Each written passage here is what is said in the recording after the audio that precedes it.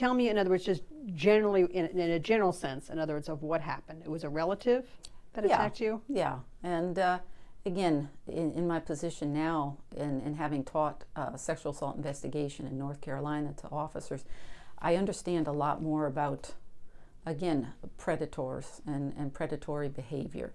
I was 14. I had just turned 14. And I was sent out there because I had relatives. I had all my cousins on my mother's side. I had uncles that lived out there. My grandmother was still alive and lived out there. And it was an opportunity to go out and spend a summer with people I don't get to see a lot. And I have a cousin, it was my age, so, it was a girl. So that worked out pretty cool. What I remember is this relative owned a store, and a convenience type store. And I can remember he had little stools in front of a counter type area, and I can remember him just talking and asking questions about boyfriends. And I did have a boyfriend. I thought I was in love at 14. Thank God my father was as smart as he was and understood it wasn't. And so, I also thought, and I know this, I thought I knew it all. I was 14 and I had the answers to everything. My parents would have told you that. And looking back now, obviously I didn't. So when he was asking questions about boyfriends or whatnot, I took that as I'm being treated like an adult. And, so I'm trying to be this worldly woman, and I was just a girl. And I see that now. I didn't see it back then. And didn't think much of it.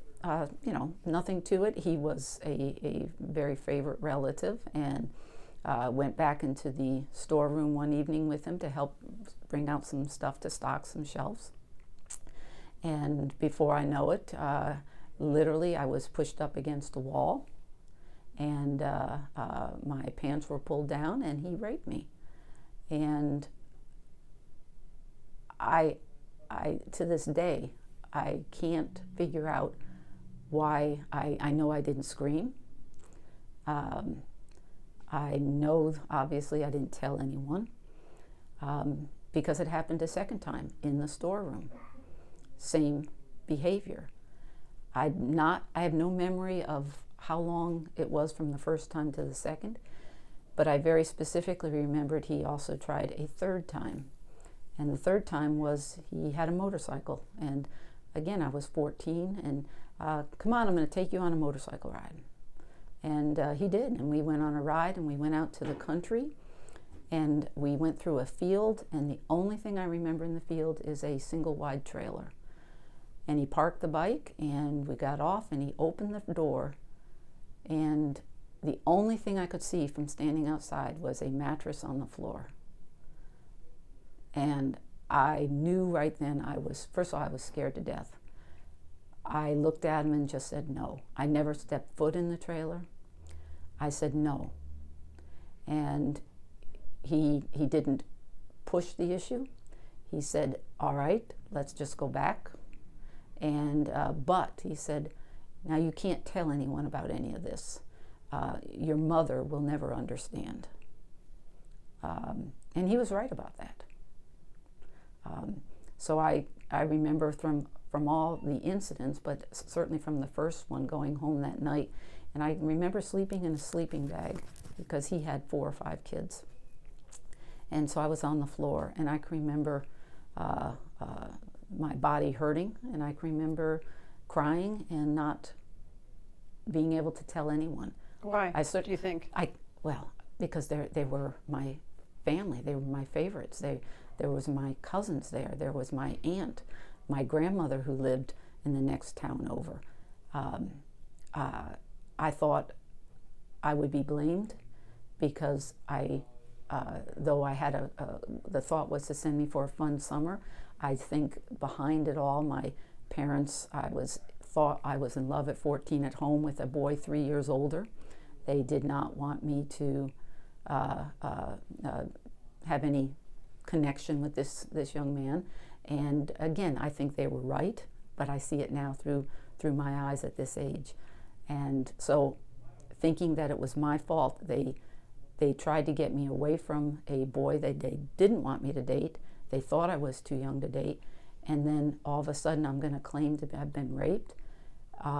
Would they have looked at me as having led this uncle on? Maybe. And I think that's all that went through my mind. And I can remember going back home, and I've never told anyone. When I was 18, 4 years later, I was started to date my now husband. We met in high school, went to college together. And I told him because I thought it was the right thing to do, because I knew we were serious very early in our relationship. And we've been married 37 years now and 6 children later, so it was a good hedge on that bet. And he was amazing. And so from 18 to 21, life went on. Went to college, doing my thing.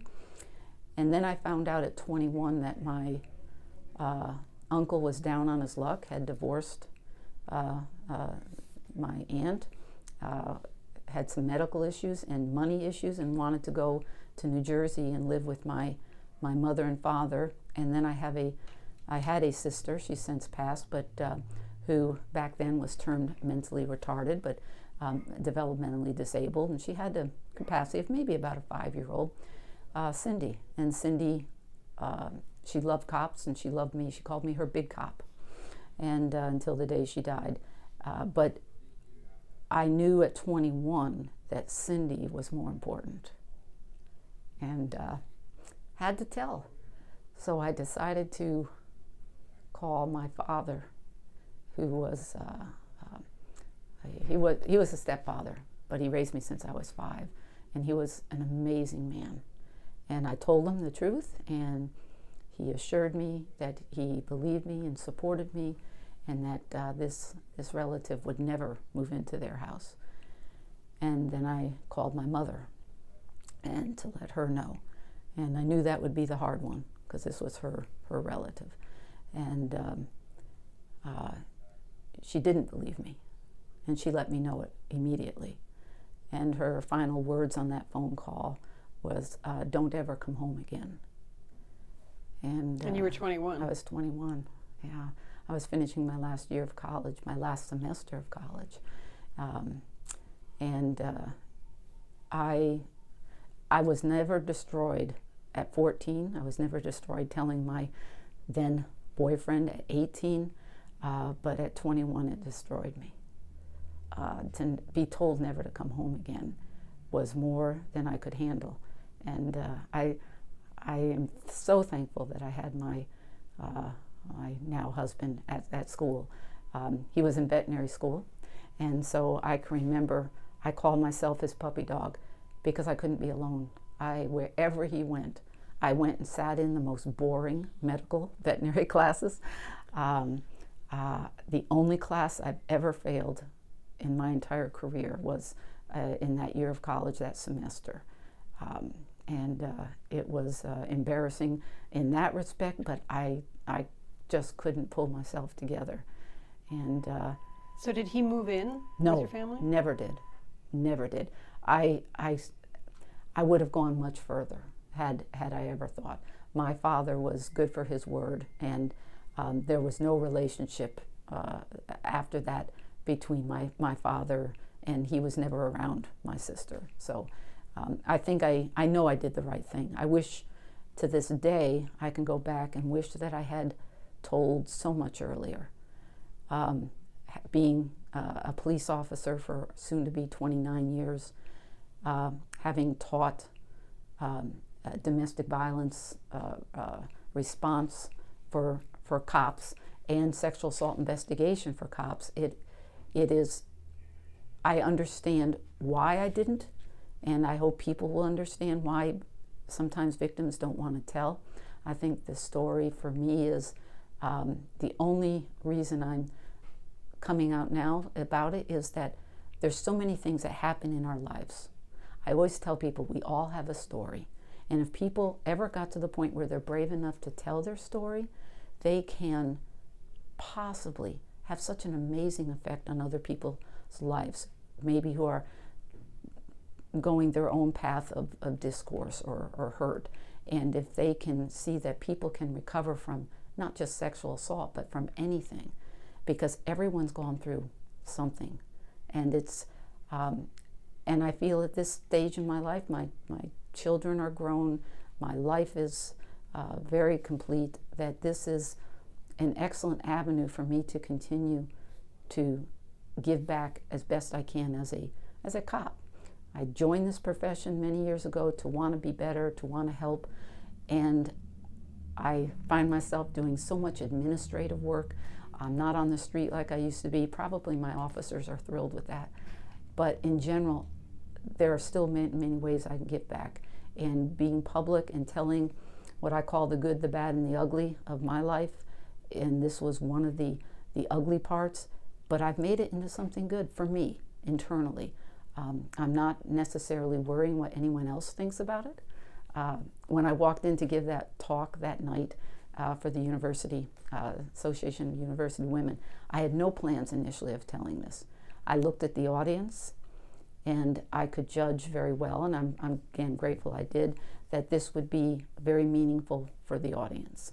And I'm at that point again where I'm beginning to be comfortable telling the story. So I hope it's worked out very well. It's been good for me. Why did you choose to tell the story last week? I was asked to come speak. I was there to speak on sexual assaults on campuses.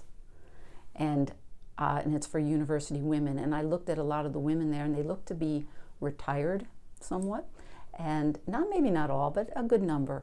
And I thought, I was there to talk about Clery Act and Title IX, and some of the stuff is in some of the federal legislation just didn't seem as pertinent to what I thought they would tune into.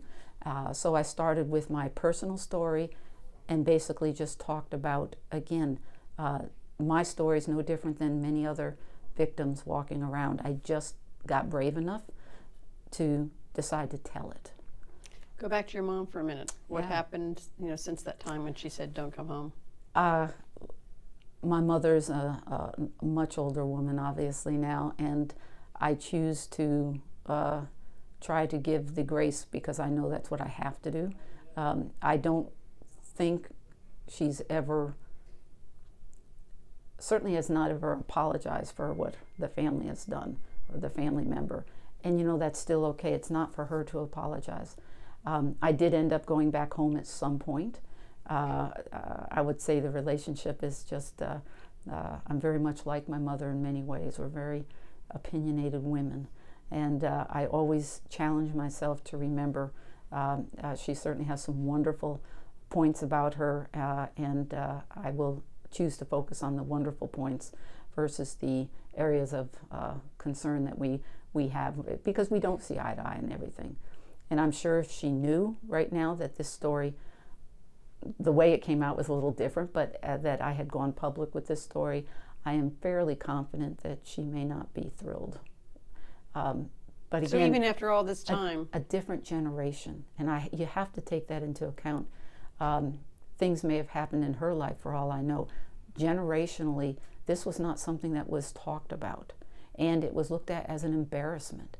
I don't think we want that anymore. I think women and other victims are coming out because this shouldn't be an embarrassment. This is truly a fact of life, and what are we going to do to change it, to change the numbers? And so that's where I'm coming from.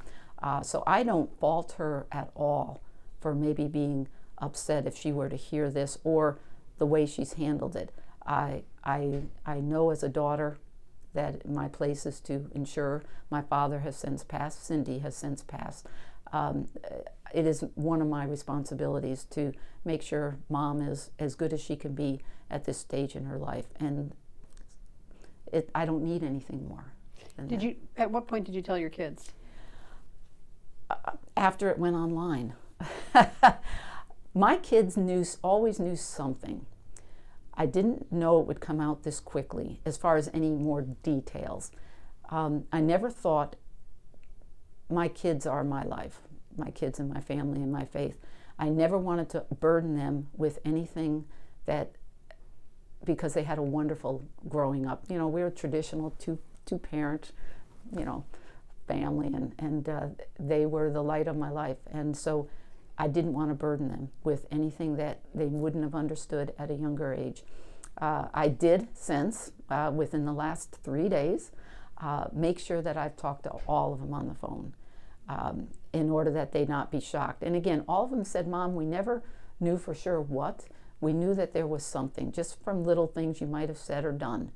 But they never questioned. And I'm grateful. Again, this is not anything I want them to have to, as I say, bear. They're all very proud of me, I will tell that. The sons, I'm really pleased with all their reaction too. The daughters are extremely understanding. But having 3 daughters, there wasn't a point at which you felt it was important to share the story so they could be knowledgeable? I didn't go that way in my head. And partly because our family, and I count my blessings every day, and it's not a joke. We have an amazing set of kids. We didn't run into a lot of problems as teenagers. They are all with people. They've chosen whether they've gotten married or they're still living, whatever. They're with amazing people, and they've got good lives. And I think what I wanted to do was just entrench them with that feeling of love and security up until their ages now, and it's worked and it's done. So I never felt a need. If they were to ask more details, would I tell them? Certainly. 5 of the 6 will be here for Thanksgiving, and but it's again, I never have dwelled on it. It did not conquer me, and I think that is something that would be a message I'd want to send. Tell me about reactions so far since you made your story public. I have gotten online twice. I chose over the weekend not to get online a lot. I know that we have it, Forest Grove Police is very active social media wise, and I know it's on our Facebook. And I've read about 6 comments, and they were all very, very positive, men and women. So amazing. I have not gone to a website other than our Facebook to check anything out. And my captain tells me this morning that something called the Forest Grove Community Pages is having quite a, comment section. I've not gone to check that. Again, this was not a planned event necessarily. It is planned. I'm speaking publicly in March, and I'm telling a lot more of my story, and at a leadership conference, and so I'm really pleased to be able to go and share, and this is just one of several stories I'll be talking about. Tell me a little bit about the teaching part. When you say you've taught sexual assault investigations, tell me how this has played into that, because I think often one reason people don't come forward, especially when they're a teenager, is because of concern about how they'd be perceived or believed. I got very brave in North Carolina, and I worked for the North Carolina Department of Justice, called the North Carolina Justice Academy, and all law enforcement in that state gets free training, 2 different campuses in the state, and I wrote and developed the sexual assault investigation blog area. And it was a 3-day, 24-hour class. And I opened my class up, not initially, but probably I was there a couple of years, but I opened up starting, and I told my story. Now, you're sitting in a room with primarily men. Don't want to sound bad, but it is primarily men still. And I wanted that class to have such an impact because they are the ones that are going to be out interviewing victims of sexual assault. They are the ones that are going to go to crime scenes, and how they act at the crime scene, what they choose to take as evidence or not. Domestic violence many times is involved in this, and I taught that block also and wrote that for the state. So putting the 2 together, I chose to tell my story in front of these officers. They always say a good instructor has to have a hook. My hook is a real story, and I think it made a tremendous impact on the way officers not only looked at me in teaching it, and the questions that they might want to delve into.